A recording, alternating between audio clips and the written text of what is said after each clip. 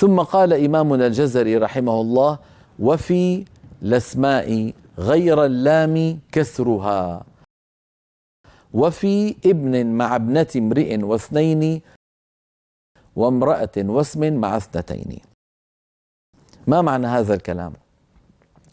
بين إمامنا الجزري بعد أن أنهى الكلام على همزة الوصل في الأفعال أن همزة الوصل في الأسماء مكسورة ليس لها إلا حالة واحدة. هل هذا صعب بالله عليكم؟ إذا كلما رأينا اسما في القرآن العظيم نعلم بأن هذا الاسم إن كان أوله همزة وصل فإن هذه الهمزة مكسورة. نقول مثلا: استكبارا في الأرض ومكر السيء. استكبارا، لماذا كسرنا الهمزة؟ استكبار مصدر، والمصادر أسماء، المصادر أسماء، لذلك وقعت همزة الوصل هنا في مصدر ثالثه مفتوح، ولا يهم الثالث طالما أنه اسم. الثالث هذا الموضوع فقط في الأفعال. أما هنا في الأسماء ننظر هل هذا اسم، إن كان اسما وأوله همزة وصل على طول الهمزة مكسورة. استكبارا. مثلا: وما كان استغفار إبراهيم لأبيه، لو بدأنا بها بدء اختباري استغفار، أيضا نبدأ بها بهمزة وصل مكسورة لأنها همزة وصل وقعت في اسم. وهناك أسماء مفردة وقعت في القرآن العظيم سردها لنا إمامنا الجزري، وقبل أن يسردها بقوله: وفي ابن مع ابنة امرئ واثنين وامرأة واسم مع اثنتين، قبل أن يقول ذلك قال: واكسره حال الكسر والفتح، ثم قال: وفي الأسماء غير اللام كسرها. وفي الأسماء غير اللام كسرها، يعني كسرها واقع، كسرها حاصل لهمزة الوصل في الأسماء. ثم قال: غير اللام. ما معنى غير اللام؟ غير اللام يعني غير الأسماء المبدوءة بلام التعريف. وفي الأسماء غير الأسماء المبدوءة بلام التعريف، مثل الكتاب، المسجد، الرجل. في كل هذه الهمزات الوصل دخلت على لام التعريف، ولام التعريف حرف، ولام التعريف تدخل على الأسماء. إذن الأسماء المبدوءة الأسماء المبدوءة بلام التعريف سيكون قبلها همزة وصل. هذه الهمزة حركتها الفتح، حركتها الفتح دائما.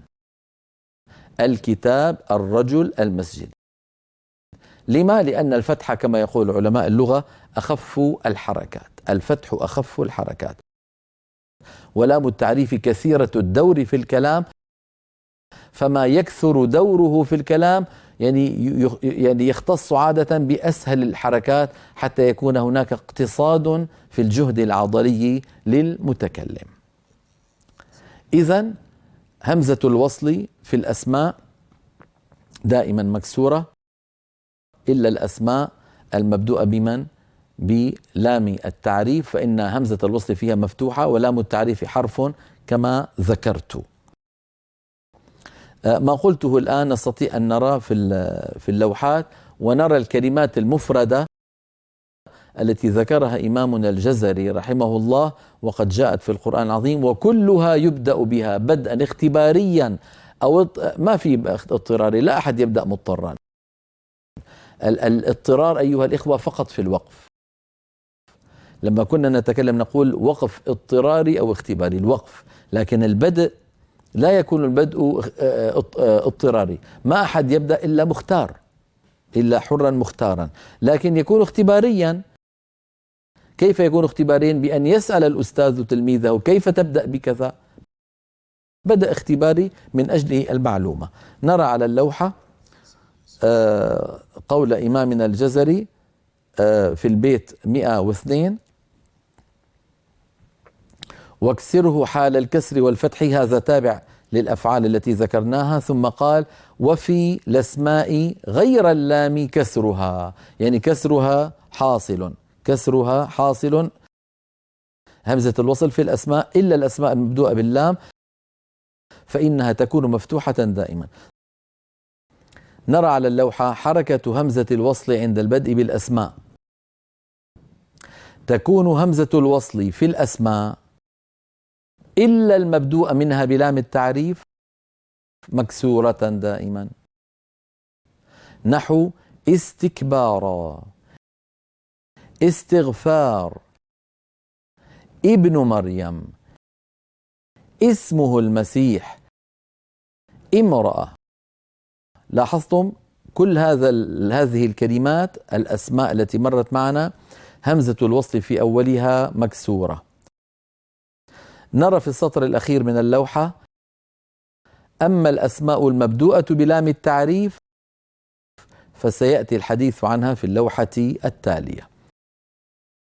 نعم، قال الجزري: وفي الأسماء غير اللام. ما معنى غير اللام؟ يعني غير لام التعريف. نرى على اللوحة دخول همزة الوصل على الحروف. تدخل همزة الوصل على حرف واحد هو لام التعريف، وتكون مفتوحة دائما، نحو الأرض، الكتاب، الله. إذن أمر همزة الوصل في الحروف أمر سهل كما نرى.